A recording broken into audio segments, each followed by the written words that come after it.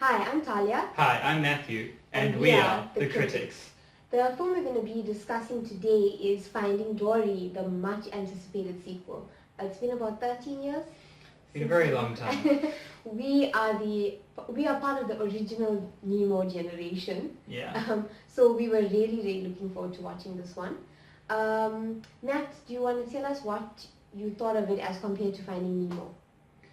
Finding Nemo was a long time ago, but I think it's, for me, the film, it's always going to be difficult to follow up a film like Finding Nemo. Yeah. And if there ever was a studio that was going to be able to do it, it's going to be Disney. And I think that's kind of where I found the most disappointment, is that it was a good film. I mean, no Disney Pixar collaboration is going to be bad, but it just didn't have the same endearing character to it. Yeah. If it was a standalone film, as in if Finding Dory came out on its own without having Nemo as a prequel, it would have been amazing.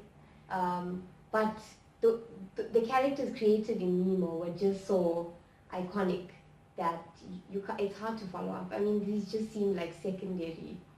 Yeah, and I think the problem for me is that the finding part was a bit laboured. So it was the adventure was better in Finding Nemo. Yeah, it was just a bit drawn out. And as much as it was drawn out, we kind of cut through some things. Like we all of a sudden get to the turtles, where that was only about halfway through in Finding Nemo.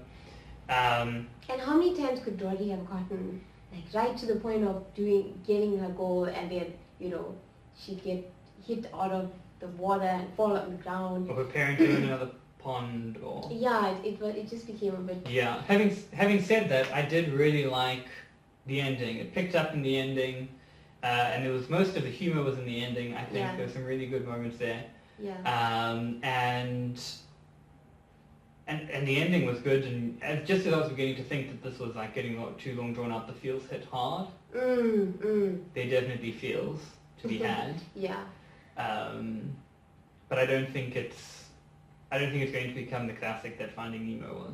Yeah, I agree with you there.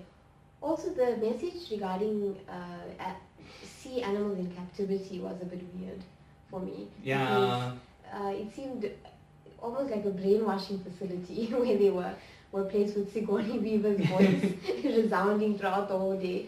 I thought that, in light of films like Blackfish, etc., they could have driven home a bit more that, animals in captivity is not the right thing. Yeah. But instead they went on this whole rehabilitation and release sort of concept that, as a South African, I'm not familiar with at all. For us, I mean, Gambit's been in existence since forever. So that was strange. I think they could have driven the message home a bit better. I think that's a good critique. I don't know what the message of this movie was. That's it. Family is important, and remembering your family. But we all remember our families. I don't forget my family. You always. I think the message was along the lines of you always come back home, and home is wherever you.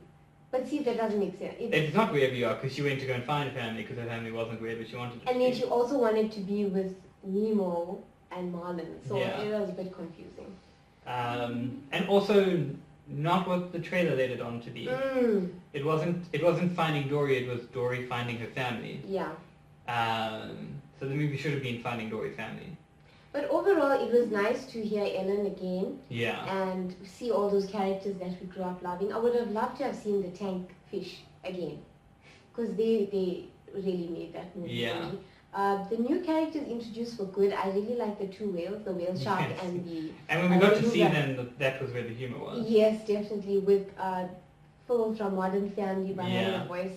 So they had a good cast. Yeah. But overall, definitely not as good as Nemo. Nemo no, will always but still a solid film. Still Yeah. a solid Disney Pixar film. You're not going to be disappointed, but not as good and a bit drawn out, I think. Yeah, very pretty as well. Yeah, the animation was amazing. I mean, Finding Nemo pushed boundaries, and this kept on with that trend. Kept up there. Cool. Should we give it a rating? Yeah, I think I'm going for a solid 1. Me too. Yeah, we're in agreement for a change. So thank you very much for watching. If you've enjoyed this video, please click like and subscribe to our channel to see more.